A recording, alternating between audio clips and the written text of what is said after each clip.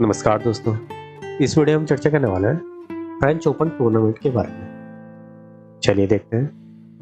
French open, जिसे Rowland Garros के नाम से भी जाना जाता है, और इस टूर्नामेंट को क्ले कोर्ट पर खेला जाता है। आधिकारिक तौर पर फ्रेंच ओपन को फ्रेंचलेस Internationaux de France de tennis के नाम से भी जाना जाता है। इस प्रमुख टूर्नामेंट को फ्रांस के पेरिस शहर में रोलैंड गैरोस स्टेडियम में आयोजित किया जाता है। फ्रेंच ओपन आमतौर पर मई के अंत में और जून की शुरुआत में आयोजित किया जाता है। फ्रेंच ओपन दुनिया का प्रमुख क्ले कोर्ट चैंपियनशिप है और वर्तमान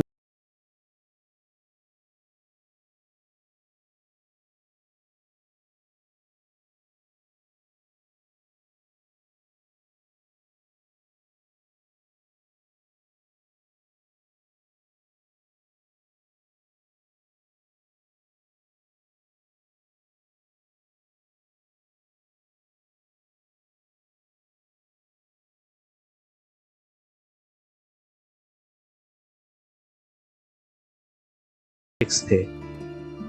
1897 में महिलाओं को एकल मैच टूर्नामेंट के लिए जोड़ा गया था। पहली महिला एकल चैंपियनशिप एडिन मैसन ने जीती थी। मिश्रित युगल स्पर्धा को 1902 में जोड़ा गया था।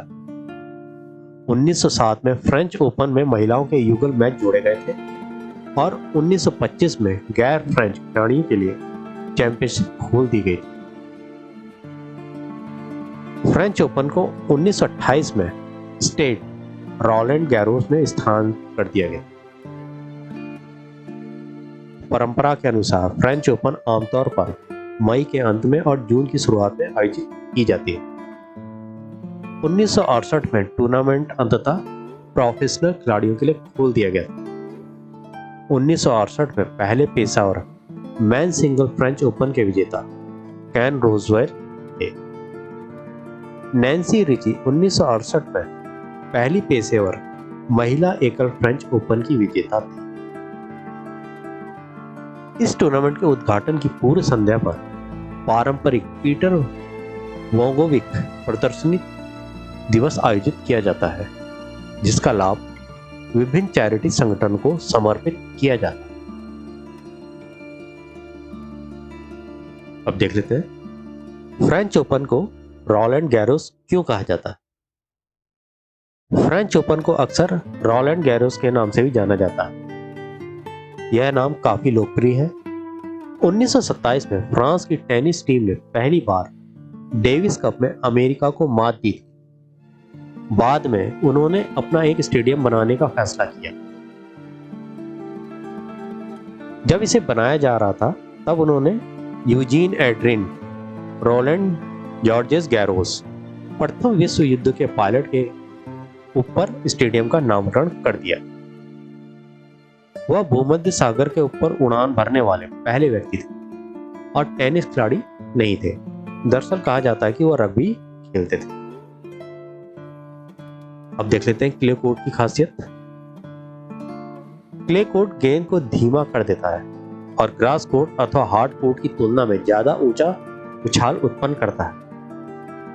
इस कारणवश क्ले कोर्ट पर सर्विस पर आधारित तथा सर्व एंड वॉली आधारित खिलाड़ियों को कठोर तथा घास की सतह के मुकाबले लाभ नहीं मिल पाता है, जो सर्विस आधारित खिलाड़ियों के लिए सतह पर प्रभुत्व बनाना मुश्किल बना देता है। उदाहरण के लिए पीट सैम्प्रास, जो अपने खेल में सर्विस पर अधिक निर्भरता के लिए जाने जाते थे, अपने संपूर्ण कैरियर में कभी भी फ्रेंच ओपन नहीं जीत सके, यहां तक कि वो कभी फाइनल तक भी नहीं पहुंच पाए। इसी तरह John McEnroe, Venus Williams, Stefan Edberg, Boris Becker, Martin Hingis, Lindsay Davenport भी कभी फ्रेंच ओपन नहीं जीत पाए।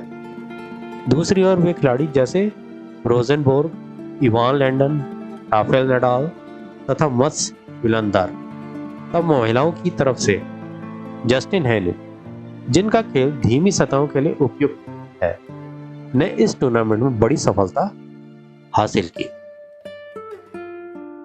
अब देख लेते हैं क्ले कोर्ट का कंपोजिशन क्या है। सबसे पहले होता है रेड ब्रिक डस्ट, उसके बाद क्रस्ट व्हाइट लाइमस्टोन होते हैं, फिर क्लिंकर थर्ड में आता है, और फोर्थ में आता है क्रस्ट ग्रेवल, और फिफ्थ में ड्रेन रॉक। तो इस प्रकार की कंपोजिशन है क्ले कोर्ट का। अब देख लेते हैं फ्रेंच ओपन इवेंट्स। चैंपियनशिप में आवश्यक 7 राउंड होते हैं। फ्रेंच ओपन के केवल प्रो सिंगल्स मैच में बेस्ट ऑफ 5 सेट होते हैं और अन्य सभी इवेंट बेस्ट ऑफ 3 सेट के होते हैं। प्रो साइकिल के प्रत्येक राउंड में न्यूनतम 3 सेट तथा अधिकतम 5 सेटों को खेला जाता है, जबकि महिला एकल के प्रत्येक राउंड में न्यूनतम 2 सेट तथा अधिकतम 3 सेटों को खेला जाता है। जबकि पुरुष और महिला डबल्स के मैच बेस्ट ऑफ 3 सेट के होते हैं। दोनों पुरुष और महिला एकल टूर्नामेंट 7 चरणों से गुजरते हैं। पहले दौर में 128 खिलाड़ी शामिल होते हैं, जो प्रत्येक दौर में खिलाड़ियों की संख्या को आधा कर देते हैं। पहले दौर के दौरान 128 एकल खिलाड़ी होते हैं, दूसरे दौर में 64, तीसरे में 32, चौथे में 16, क्वार्टर फाइनल में 8, सेमीफाइनल में 4 खिलाड़ी होते हैं और फाइनल में 2 खिलाड़ी बचे होते हैं। अब देख लेते हैं टेनिस बॉल को उठाने वाले बॉल बॉयज और बॉल गर्ल्स के बारे में।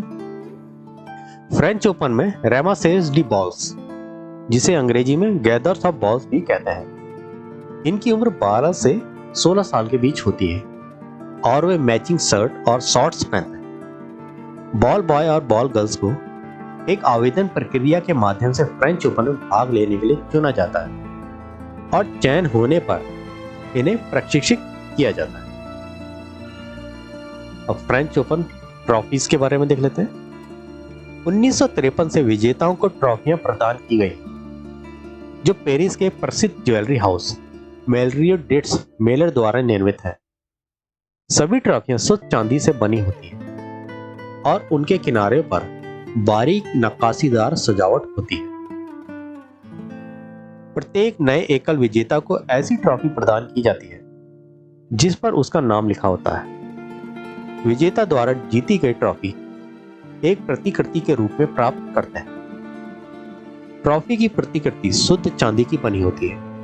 ये ट्रॉफियां आमतौर पर फ्रेंच टेनिस फेडरेशन के अध्यक्ष द्वारा प्रस्तुत की जाती है।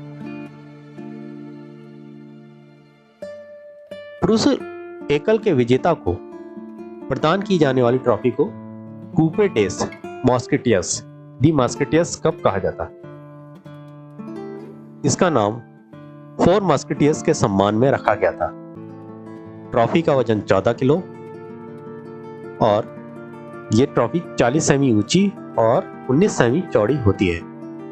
वर्तमान डिजाइन 1981 में मेलरियो डेट मेलर द्वारा बनाया गया था। प्रत्येक विजेता को एक छोटे आकार की प्रतिकृति मिलती है और ओरिजिनल हर समय फ्रांस टेनिस फेडरेशन की संपत्ति बनी रहती है। महिला एकल के विजेता को प्रदान की जाने वाली ट्रॉफी को 1979 से कूप सुजैन लैंगनेन कप कहा जाता है। वर्तमान कप को पहली बार 1986 में प्रदान किया गया था। सुजैन लैंगनेन के परिवार द्वारा मुसी नेशनल डू स्पोर्ट्स को यह ट्रॉफी 1979 से 1985 के बीच प्रत्येक विजेता को तब तक प्रदान की गई थी जब तक कि फ्रेंच टेनिस फेडरेशन ने एक प्रति नहीं बना ली। प्रत्येक विजेता को एक छोटे आकार की प्रतिकृति मिलती है और ओरिजिनल हर समय फ्रेंच टेनिस फेडरेशन की संपत्ति बनी रहती है। अब देख लेते हैं किन्होंने कितने फ्रेंच ओपन जीत रखे हैं। सबसे ज्यादा राफेल नडाल ने 13 फ्रेंच ओपन जीते हैं और मैन डबल्स में रॉय एमरसन ने 6 जीते हैं। वुमेन में क्रिस एवर्ट ने 7 फ्रेंच ओपन जीते हैं और वुमेन्स डबल्स में मार्टिना नवरातिलोवा ने 7 फ्रेंच ओपन जीते हैं। नोवाक जोकोविच ने फ्रेंच ओपन 2021 पुरुष एकल खिताब जीता था और बारबोरा क्रेजिकोवा ने फ्रेंच ओपन 2021 महिला एकल खिलाफ जीता। अब प्राइज मनी देख लेते हैं इसमें। मार्च 2007 से यह घोषणा की गई कि पहली बार इस प्रतियोगिता में सभी राउंड्स के लिए महिला और पुरुषों दोनों के लिए समान पुरस्कार राशि प्रदान की जाएगी।